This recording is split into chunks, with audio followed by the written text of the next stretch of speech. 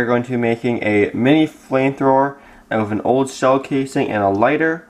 What you'll need for this project is, of course, the bullet shell casing, an old lighter, I already have it disassembled a little bit, a pipette, some scissors, a thumbtack, a hot glue gun, and possibly some tape. You can start by disassembling your lighter. As you can see, I've already done so. I won't show you on camera, but basically just undo some screws, take off the top half, take out the barrel, whatever you want to call it, the trigger. You don't need any of that. All you will need here from your lighter is the gas canister with the pipe or the gas line attached to it, and this little piezo electric sparker.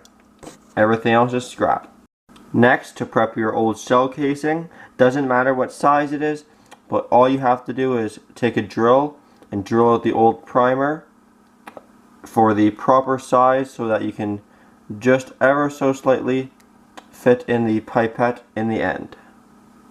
Lastly, prepare your pipette by grabbing your thumbtack and putting a hole at the very top of the pipette just before the bubble goes to a taper. Now that everything is assembled, we're going to go ahead and start assembly. The first step here is just to mount the bullet shell casing on top of the gas tank. This is just I'm going to be using the gas tank as a body.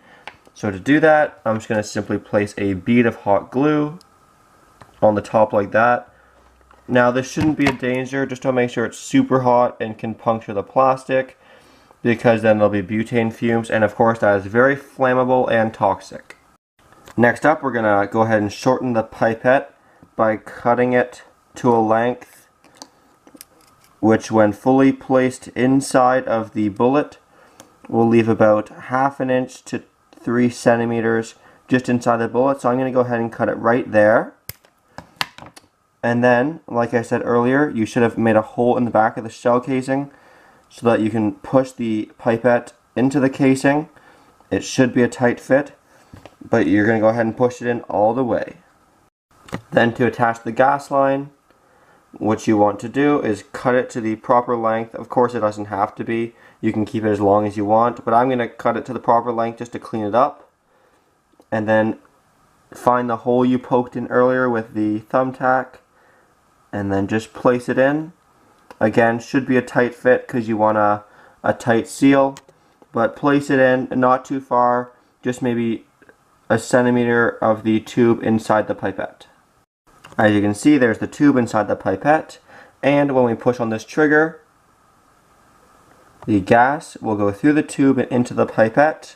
Then when you squeeze this, all the gas will go into the cartridge and out the barrel. Now that the gas system is in place, we have to go ahead and attach the electrical or the igniting system, and to do that, we're going to be using that piezo sparker we stole from the lighter. I'm going to be placing it here on the side in a trigger-like formation with the button hanging over the edge. So again, to do that, I'm just going to use my hot glue gun, place a bead of hot glue, then go ahead and stick it down. Now for the wires on the sparker, we're going to go ahead and ground the white one to the shell. To do that, just cut off most of the wiring, and then we're going to strip it, then simply tape it straight to the brass shell casing, which will ground the entire shell. So here's the completed wiring, ready to be tested. As I said, we grounded the white wire.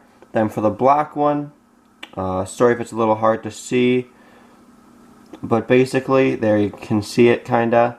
I looped it over, and there's the metal contact in there. It is not touching the edge of the shell, probably 1 millimeter or 1/8 of an inch apart. And our fuel is all loaded up, and now we can do some testing. So I turned on the lights a little bit so you can see a little better. And basically how you operate it is you go ahead and squeeze the gas valve for just a very short period of time, just like that. Now there's going to be a little bit of gas in here and air in here. So the key here is to get the right proportion of air to fuel. So maybe if we try just a little squeeze. Now hopefully in the chamber there's the right proportion. That falls off, it's not really secured on. As you can see, I got my little blue flame. And of course that changes based on the air to fuel ratio, how much fuel you have in there. So there I gave it a little more fuel this time. Maybe give it another pump. Go ahead and push the trigger. Yeah, so it's not igniting, so maybe we don't have the right amount of fuel. There's a little one. So you get the idea, it's a lot of playing around. This guy here is your gas opening valve, so try not to open that too much, but if you want, just give it the old lefty-loosey, open it up a little bit, so that when you pull this, let's some more in. Let's try igniting it again. Nope, so maybe add more fuel. There's a little bit. Or if you do both at the same time. There, as you can see, it made a bigger one. Hard to hear on camera, but it does make a very cool popping noise. So as you can see, if you do it a few times and nothing comes out, you probably need more fuel. Works best if you tip it up like that, so the fuel is by the end of the hose. Push it down for literally 2 to 3 seconds. Now your canister is loaded up. Like I said, give it a squeeze.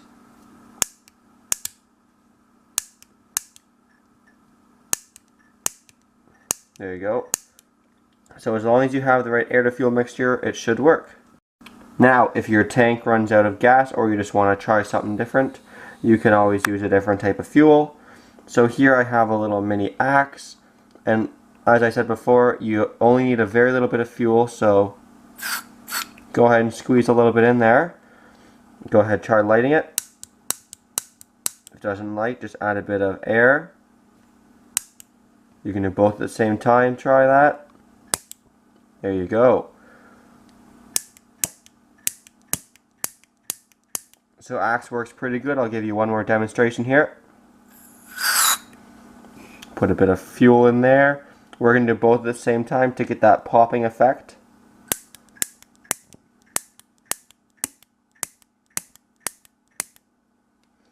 Sorry it's hard to show you guys on camera, because